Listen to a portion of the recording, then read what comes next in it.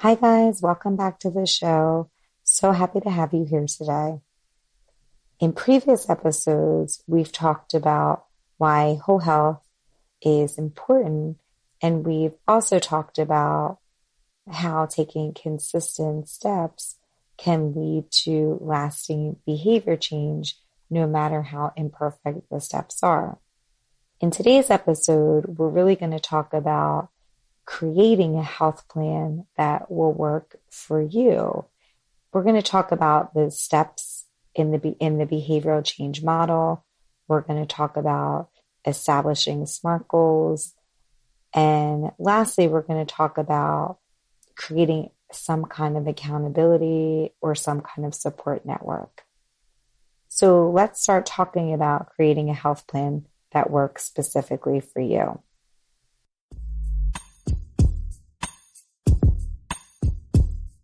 Hey everyone, welcome to the Whole Health Empowerment Project podcast. I'm your host, Trisha, registered dietitian, nutrition coach. This podcast is for busy women like you with a desire for achieving better whole health balance. In this podcast, you'll learn practical tips to get you started, motivation to keep you inspired, and guest interviews that will empower you to take action. Come join me in failing forward, one tiny step at a time, into the journey of health, wellness, and self-care. Let's get started.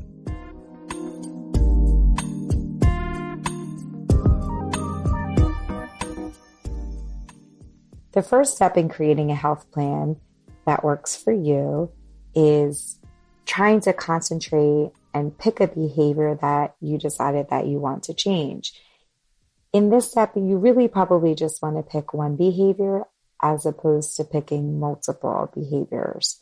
Concentrating on one behavior to change makes it more likely that the change will occur as opposed to deciding that you want to make a whole bunch of changes at one time. It might be a lot harder for true change to occur with all the confusion of all the changes.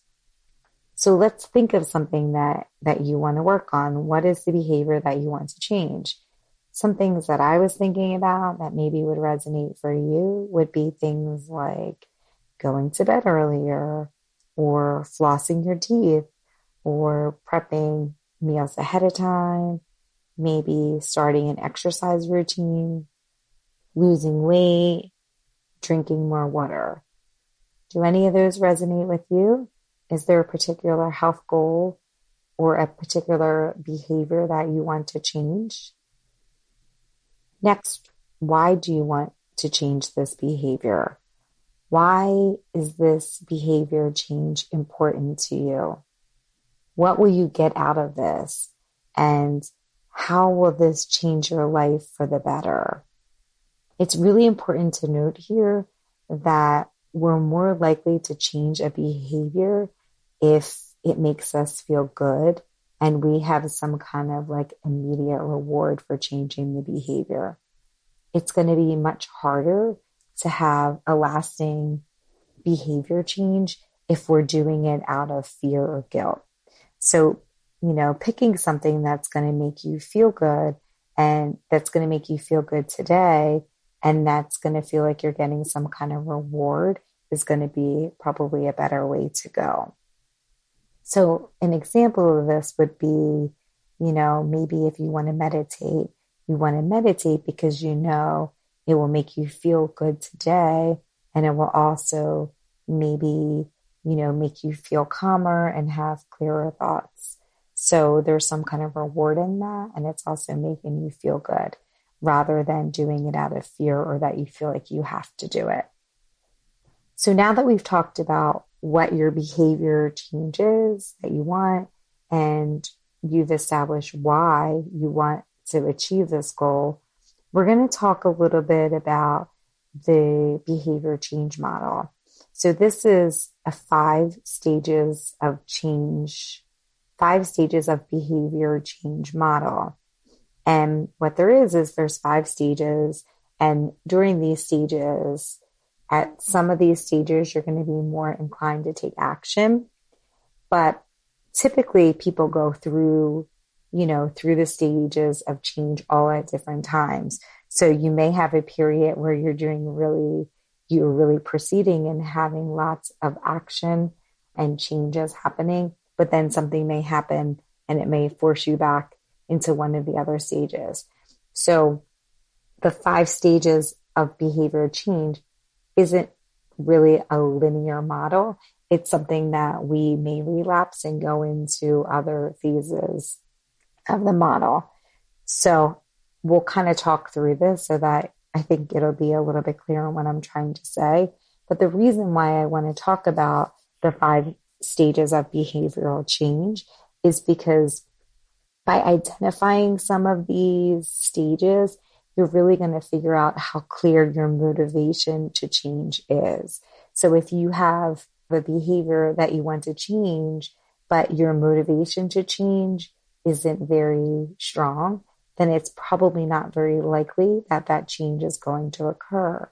Versus if you have a behavior that you want to change and your motivation for achieving that change is really high, the likelihood of achieving that change is greater. The first stage in the behavioral change model is pre-contemplation. So in pre-contemplation, this stage is typically a person may be aware. So you may be aware that you have a problem exists, but you're not really actively working to change that behavior. It's kind of like, you know, it's there in your brain, but maybe it's kind of like on the periphery and it's not really anything that you're really concentrating on. For some people in this stage, there may be even denial that something needs to change at all. The next stage is contemplation. And in this stage, a person may be more aware that a problem exists, but you're not really making any commitment to change the behavior. And in fact, you may be hesitant to change this behavior. So in these first 2 stages, because the motivation to change the behavior isn't that great, you're probably not really going to have any real change occur during this time. So why it's important to know the motivation is that it's kind of for you to be realistic about how much effort you're going to put into something if the motivation to change isn't that great. So note that in the pre-contemplation and the contemplation stage, it's going to be really hard for change to happen until you get to a place that you feel like you're more motivated to make the change. So the first 2 steps, pre-contemplation and contemplation, we've talked about. And next we'll review the last 3 steps, which are preparation, action, and maintenance. In preparation, this stage is usually defined by a person having the desire to start acting on making a change. The motivation to make the change is higher. And maybe you even start thinking like, wow, I can do this. I can really start making some changes. So this might be something like you're trying to increase your physical activity and you join a gym. So you're starting to, prepare to move on to the next stage and you're making these small changes for it to happen. And the next stage would be actually taking action. You're actively participating in trying to change the desired behavior. And you're working really hard to identify triggers or things that will hamper any progress that you're making. You are highly motivated to make the change. So in preparation, you're getting motivated. In action, you're really motivated and you're making the changes. And then in maintenance phase, you're doing the desired behavior. You've replaced your new behavior. You've replaced the old behavior with the new behavior. And the maintenance phase, typically, it's considered maintenance once you've been doing the behavior for 6 months. So why that's important with the 5 stages is that the first 2 stages, you may not be motivated enough to really have true behavior change occur. But in the last 3 stages, you're either getting more motivated, you're doing it, or you've already achieved it. So the motivation is much higher. But I want you to note that as human beings, it's not a linear model. So it's not like we go through each phase and we're finished. What tends to happen with behavior changes with us, with humans in general, is that we may go back and forth between different stages until we've really figured out how to handle the behavior. So you may notice that you may have had times in your life where you were exercising and you were really motivated to exercise and you did action. You maybe even got to the maintenance phase and then something happened and it popped you out of that. And then you ended up doing nothing at all. So then maybe you spent a couple of years back in the first two phases, the pre-contemplation, contemplation. So I want you to know that that is really normal. I don't know that anyone really just kind of like linearly does the model, but to know that you're going to probably hop back and forth between the different stages depending on what's happening in your life. Relapse is what they call that. And it's common and it's really inevitable. And it's just really part of of changing behavior, of the model of changing behavior. So now that we've identified how motivated you are to change your behavior, let's talk about what you're going to do. So you have identified the behavior. You figured out why it's important for you to change the behavior. We've talked about how motivated you are. And again, if you are in pre-contemplation or contemplation stage, I don't know that I would necessarily try to change a behavior in those stages because I'm not sure that the behavior change would really occur for the long time. And instead of getting frustrated when you're not really motivated to make the change, maybe just not make the change at that point in time when you're in that stage. So when you're motivated to change the behavior, the next step would be writing down your goal. I know a lot of us do these. We decide what our goal is going to be maybe once a year on New Year's Eve when we do our New Year's resolutions. But we know that if you write down your goal, you're much more likely to achieve the goal. And that's because writing down the goal that you have helps provide focus and helps, give you motivation for the goal to occur. When you're writing down what you want your goal to be, you're gonna think of something what typically people feel like works in terms of writing goals or having SMART goals. So SMART goals are goals that are specific, measurable, attainable, realistic, and have some time piece attached to the goal. So being specific for your SMART goal is just being very specific about what you want to achieve. And measurable would be how many days per week are you going to do this behavior? Attainable would be, do you have the resources that you need to achieve this goal? Do you have the time? Do you have the financial resources to put into this goal? Realistic is being like really figuring out and not going crazy with what your goal is going to be. So that would be like, if you're going to start to exercise, is it realistic for you to do 5 days a week at the beginning, or is it more realistic for you to do 3 days a week?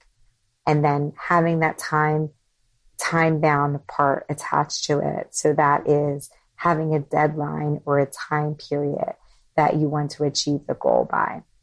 So you can Google, there's a whole bunch of like worksheets that you can do. There's a whole bunch of worksheets that you can do for SMART goals worksheet and things like that. But an example of a SMART goal, again, specific, measurable, attainable, realistic, time bound, is something like exercising for 30 minutes, 4 days a week for 12 weeks. Or it could be something like eat 2 meals at home for dinner each week for the next 2 weeks. So you're being very specific. There's a time goal in there. And also, you want to write down your plan for changing your behavior. So when you write down your goal and you're really specific with what you want your goal to be, you also want to really try to figure out, anything that would interfere with you achieving that goal. So that would be like identifying the things in your life that would need to change for your behavior change to occur. You really want to start to notice like any like patterns of past behavior that interfered with you being able to make the behavior change that you desired. So like in the past, if you said exercise, since we've been using this throughout this episode. So if exercise was a goal that you wanted to achieve, think back to in the past, things that hindered that from happening. Why weren't you able to achieve that goal? Were you thinking that you were going to exercise 5 days a week and you didn't really have enough time to do that? Were you going to join a gym, but you didn't have the resources to make that happen? Like really try to figure out the things that would hinder you from making this goal achievable. Think about any lifestyle factors that would get in the way from you achieving that goal. I mean, that's important because most of the time when we're deciding to make a behavior change, I think for a lot of us, when it comes to health goals, we've probably tried this before. So we know what to do, but really it's just kind of, getting ourselves set up so that we don't fail. We know what didn't work before, so let's kind of review that so we don't repeat the same behavior. And really also, and something else that helps is recognizing any self-talk or any self-criticizing that you're doing that prevents you from, making this goal, this behavior become something that's achievable for you. So this whole stage is just really about, anticipating any challenges, triggers, or self-talk that could occur as you're trying to achieve this goal. Next, we want to create some kind of accountability, and this could be an accountability partner. But overall, you really want to just have a support system. You want to have a network of people that you can rely on, that are excited for you and want to help you achieve your goals. I mean, how many of us have been in a place where we're just trying to do it on our own? That will work for a little bit of time, but as our motivation starts to fade, we're really going to probably need to rely on people to really help us achieve our goals. So this can include, our friends, our family. There are so many online communities now that maybe that could be something that you utilize, an online support group. You could maybe even do work colleagues. And when I'm talking about accountability, I'm talking about like, we've written your goals down, right? But we have to somehow be able to figure out, it's not just for writing your goals down. You need to figure out if you're actually doing them. So if you're saying, I want to work out 3 days this week, well, really be accountable and go back and figure out if you've actually done that 3 days a week. And a way that you can be accountable is by having some kind of daily or weekly check-in with someone that you're friends with. There's also, a ton of like smartphone apps that have like goal setting and habit trackers. So some of the ones that I found were goal setting tracker, habit tracker, Done is another app, a Strides app. So there's different apps that you can check out to see, to just kind of keep you accountable to the behavior and the goal that you've set. You can also join my free Facebook community if you want to have accountability in that group. But, also you can contact me for private coaching if you feel like you need additional accountability or support. But accountability in and of itself and having a support system is really helpful. Next, I would also visualize what you want to achieve. So since we've been talking about exercising, take a picture of what that looks like for you. Have a visualization that you can look at daily to keep you motivated. So this could be, again, like taking a picture of something that you want to achieve and then setting it on your smartphone or your computer on your home screen so that you have a daily reminder of what you want to achieve. Some people also do vision boards. So I think having a picture on your home screen could also act like a vision board. But just visualize what your success could be. That's also another tool that can help you create the habit that you really want to achieve. Next, celebrate all your successes, no matter how small. So by doing this, it really helps boost confidence in the behavior that you're doing. So if you want to exercise and you want to exercise 3 days a week, celebrate those days that you're doing it, that you're doing that behavior, because that's really what's going to help keep you motivated to continue to practice the behavior. It's going to keep you motivated, and it's going to give you a lot of confidence in what you're doing. A way to celebrate could be buying a new outfit, buying some new workout clothes, having a mani, having a pedi. It doesn't matter. It could be, buying a book or buying some exercise equipment. It's just the practice of celebrating the small wins, because long-lasting behavior change is going to be based on these small wins through over a period of time. So we want to celebrate them to keep you motivated on the journey, because it's probably not going to occur over a month. It's going to occur over a period of time and a longer period of time. So by celebrating the small wins, that will keep you motivated and confident that you're making the behavior change that you want to do. Next, plan for consistency, not perfection. Consistency is what helps create a habit and provide motivation when you don't feel like doing the desired behavior. Perfection doesn't exist. And it may even derail health progress, because if we feel like we haven't done something perfect, then somehow everything else goes out the window.